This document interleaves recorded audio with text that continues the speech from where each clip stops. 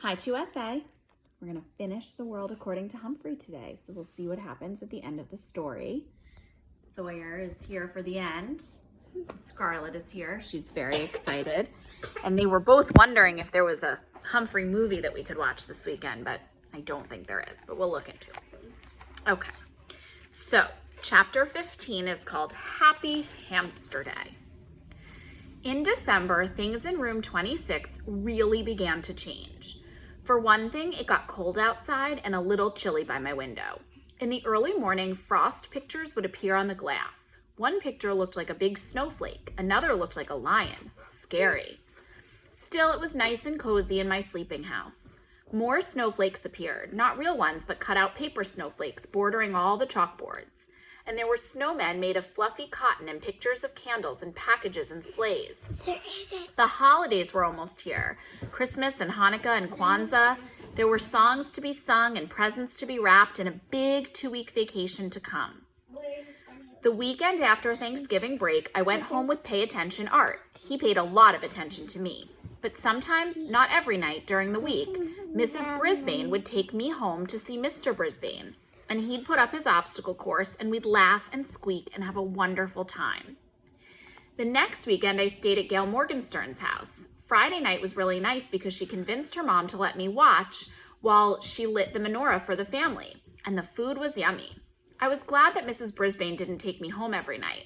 For one thing, if I ran the obstacle course every night, I'd probably waste away to nothing. For another thing, I wouldn't have been able to see Aldo. Aldo could now balance the broom on his head. Yep, he'd put the tip of the broomstick on top of his head and keep it up there for a while. He'd have to bob and weave to keep it balanced, and he made funny faces too. But one night during the week, Aldo pulled his chair up close to my cage and said, "Humphrey, old pal, I've got something to discuss." This sounded serious, so I put on my most serious problem-solving face. I'm thinking of getting Maria a ring for Christmas, you know, like an engagement ring, with something shiny in it. I know we haven't known each other very long, and we wouldn't have to get married right away. On the other hand, I'm no spring chicken, and I'd like to settle down and raise a couple of kids, and maybe a couple of hamsters too, you know. I understand, I squeaked softly. So what do you think? Aldo fixed his big brown eyes on me. Should I ask her to marry me? I stood up on my hind legs and screeched, "Do it, do it, do it!" Then he stood up and shouted, "You're right, I would be crazy not to." He raced out of the room so fast he forgot his cleaning cart, but when he returned for it, he yelled, "Thanks!" Sometimes, most times, it pays to squeak up. The third weekend after Thanksgiving, I spent at Heidi Hopper's house and watched her family put up their Christmas tree. It was the most beautiful thing I'd ever seen, second only to the little tree Heidi put in my cage. It was made of my favorite treat, broccoli. And then it was almost the holiday vacation. Suddenly, it seemed as if we didn't have quite as much work to do in class. Everybody was planning the holiday party for the last day of school. One day, Garth, who never used to wait for the bell, stayed after school to ask Mrs. Brisbane a question. "May I please bring Humphrey home with me over the holidays?" he asked. Mrs. Brisbane looked as surprised as I was. "Well, Garth, I thought that was a problem." Garth smiled broadly. "My mom is much better now, and Dad says it's okay to bring Humphrey home." Mrs. Brisbane smiled back. "That is wonderful news, but I think 2 weeks might be a little much. How about the first weekend in January?" Garth nodded, but he looked disappointed. "Tell you what, why don't you have your parents bring you by our house to see Humphrey over the holidays? You can watch him run his obstacle course." Garth didn't look disappointed anymore. On the last day of school, everybody was very dressed up. I had on my fur coat as usual. Mrs. Brisbane wore a red and green striped sweater and a green skirt. She also wore a Santa Claus hat. This was an entirely new Mrs. Brisbane, the dressing up Mrs. Brisbane. "Class, I have an important announcement. We're having a surprise visitor this morning before our party, so there'll be no vocabulary tests today." After the cheers died down, Mrs. Brisbane went out in the hall and waved. A minute later, you'll never guess who entered the classroom. Mr. Bert Brisbane. He was wearing a Santa Claus hat too. He looked a lot better now. No gray stubble or wrinkled pajamas. On his lap, he had a large box.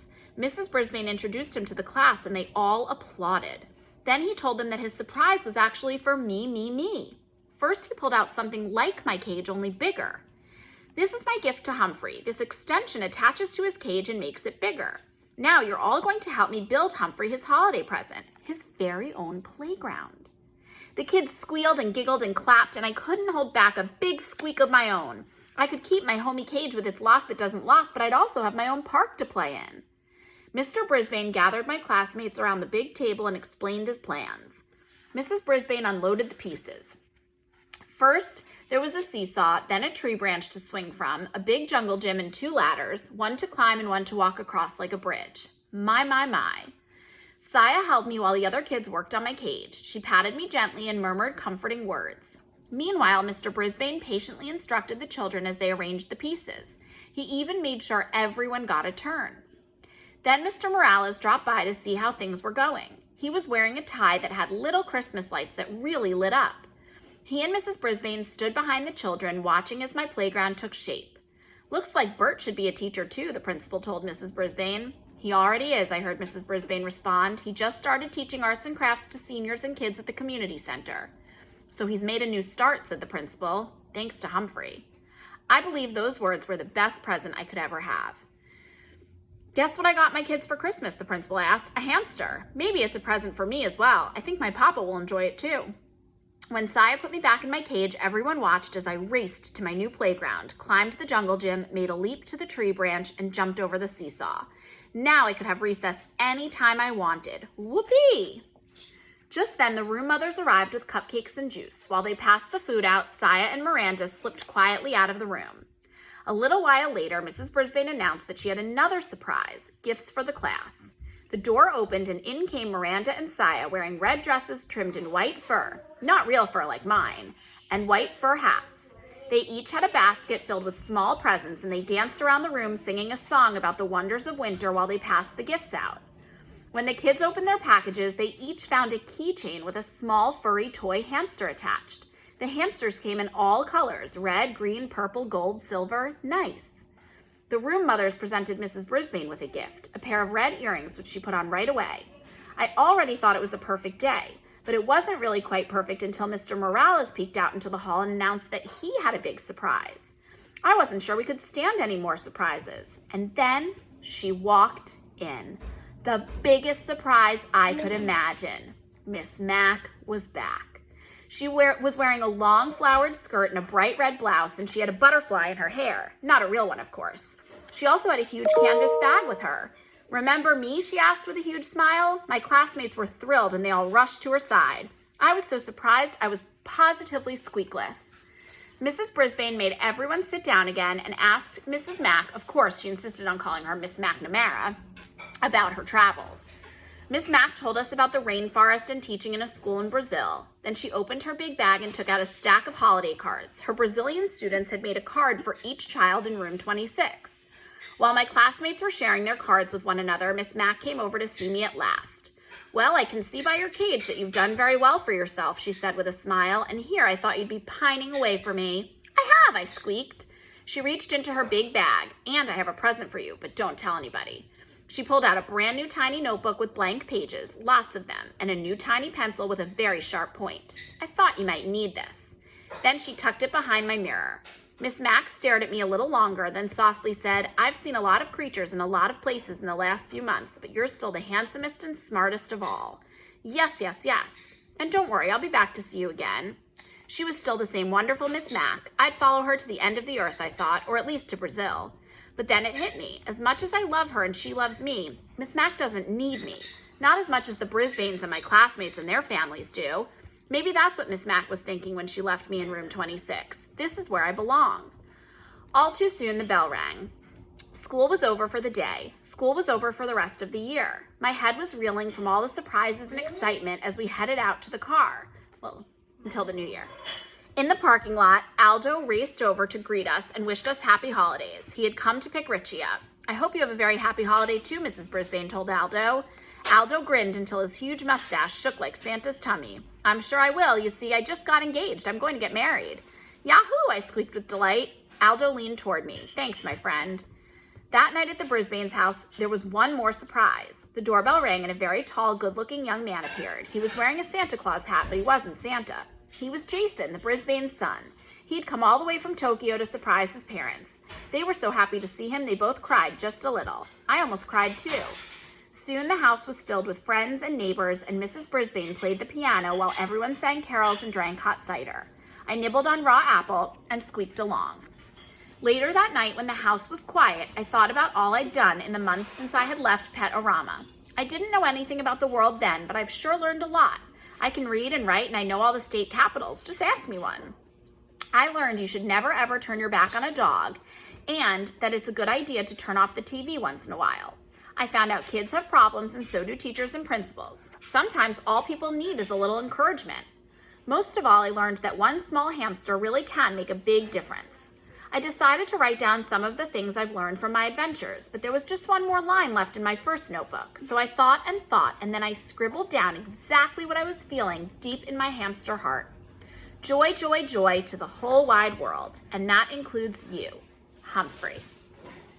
Humphrey's Guide to the Feeding and Care of Humans. Like hamsters, humans come in many, many sizes, shapes, colors, talents, and tempers. If you judge them by looks alone, you'll miss out on knowing some wonderful people.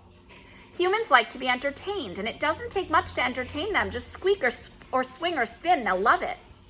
Humans are pretty entertaining themselves. They can sing, dance, tell jokes, and balance brooms. All humans really, really, really need someone to listen to their problems, preferably someone small and furry. Even really important humans like principals have problems and need help. Rubber bands hurt. Do not shoot rubber bands at one another unless it's absolutely the only weapon you have against a creature much bigger than you. Humans are not very good at figuring out technical things like how to fix a broken lock. Humans have unlimited access to all kinds of yummy foods, so be nice to them. If you are nice to humans, they will be nice to you. So nice, they might even build you a playground. Humans have good memories. Even if they go far away to teach in another country, they will not forget you. And believe me, you won't forget them either. Most importantly, remember, you can learn a lot about yourself by getting to know another species, even humans. And that's the end. And I just want to say that on the back listed are other books about Humphrey. So if you liked this book, if you like Humphrey, these are some books for you to look for either on Epic or Capstone or to order on Amazon. There's Friendship According to Humphrey, Trouble According to Humphrey, Surprises According to Humphrey, Adventure According to Humphrey, Secrets According to Humphrey, Winter According to Humphrey, Mysteries According to Humphrey, School Days According to Humphrey, and Summer According to Humphrey. Okay, so check them out. Hope you liked it.